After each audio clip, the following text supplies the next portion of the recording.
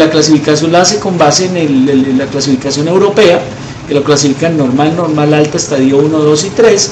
En Rexalú vamos a tener esto automatizado también.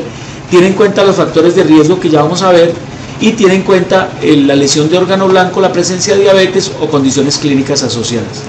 Contextualizando, entonces nos traemos el caso problema de una paciente nuestra, mujer de 58 años de edad, ama de casa, del régimen subsidiado, que vive en el barrio Simón Bolívar y que básicamente nos consulta para el control de la presión, refiriendo en general a estar asintomática, tomar enalapril 2 tabletas al día hidroclorotiazida, y solo en los síntomas que interrogamos en esa paciente manifiesta palpitaciones. Indagando antecedentes fuera de la hipertensión arterial referida a dislipidemia, pero el resto de antecedentes que identifican factor de riesgo cardiovascular o enfermedad o comorbilidad crónica, no aparece otra. El control previo a la glicemia siempre fue bueno y el control de la presión arterial era menor de 140/90 por historia. Esa paciente también indagamos por hábitos. El hábito del cigarrillo no, el hábito del alcohol no, sedentaria sí, la dieta pues no era una dieta regular común. Esto todo lo va a tener la historia nuestra de Rexalú. Cuando hacemos el examen físico, básicamente nos limitamos a lo que nos interesa en riesgo cardiovascular, el peso, la talla.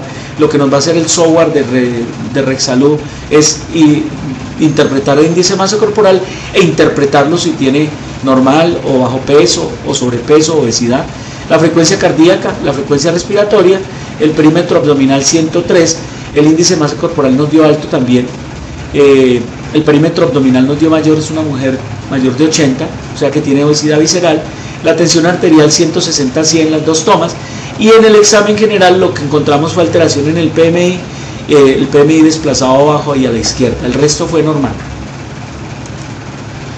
Entonces los laboratorios básicos que se deben pedir en este paciente son estos, y en esta paciente entonces lo que encontramos fue esto: un cuadro hemático hemoglobina 15, hematocrito 40, una glicemia en ayunas 110, un colesterol total 210, unos triglicéridos 220, un HDL 28, un LDL 155, una creatinina de 1, un BUN 18, un parcial de orina sin proteinuria, el potasio sérico normal y el electrocardiograma normal.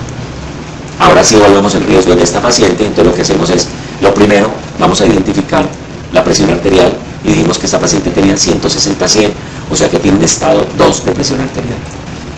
Lo segundo, vamos a identificar los factores de riesgo en la paciente, y lo que identificamos en la paciente, cuando revisamos la guía 4.2 se dice que los factores de riesgo son estos: el hipertenso, el tabaquismo, la dislipidemia, la diabetes, la edad mayor de 55, hombres y mujeres 65, la historia familiar de enfermedad cardiovascular, la obesidad abdominal, esta paciente lo tenía, la hipertrofia del ventrículo izquierdo, la enfermedad vascular periférica, la proteína C reactiva. Encontramos en esta paciente la hipertensión, la dislipidemia y el perímetro abdominal de 103, y por PMI, por examen físico, había hipertrofia ventricular, así el electro, por su baja sensibilidad, no lo mostraron. En el examen lo que mostramos fue alteración en su glicemia, tenía una glicemia alterada en ayunas y un perfil dislipidémico con LDL de 150, que es alto, un HDL bajo y unos triglicéridos por encima de 150. O sea que más o menos identificamos 4 factores de riesgo, y entonces ese paciente se ubica acá en 3 factores de riesgo.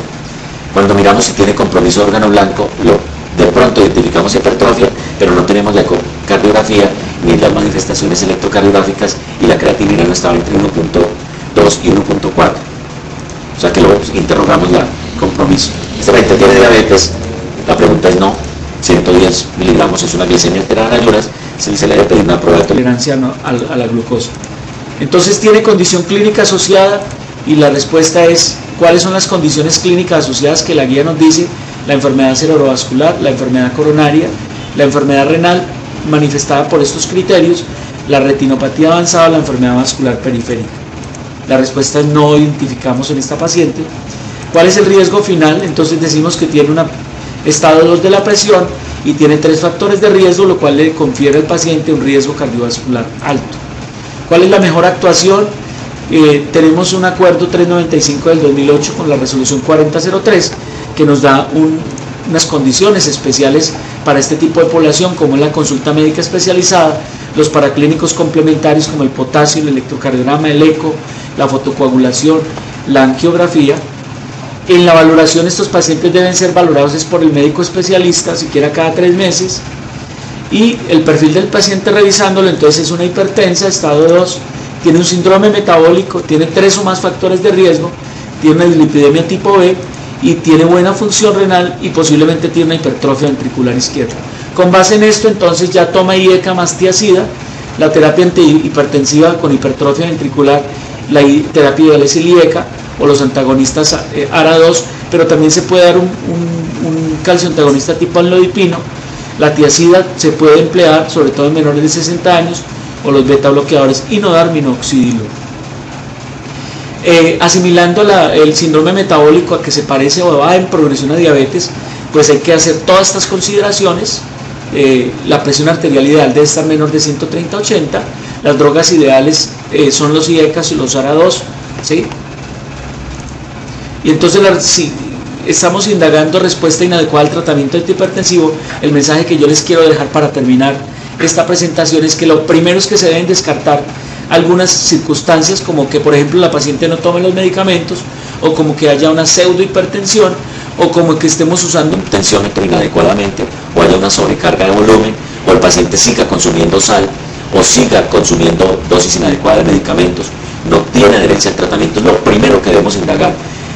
La otra es que haya obesidad, pues en esta paciente se mantiene con sobrepeso, obesa, o que tenga una resistencia a la insulina, la paciente lo tiene, o que consuman alcohol, o que tenga dolor crónico y tome AINES, o que haya una crisis de ansiedad o crisis de pánico.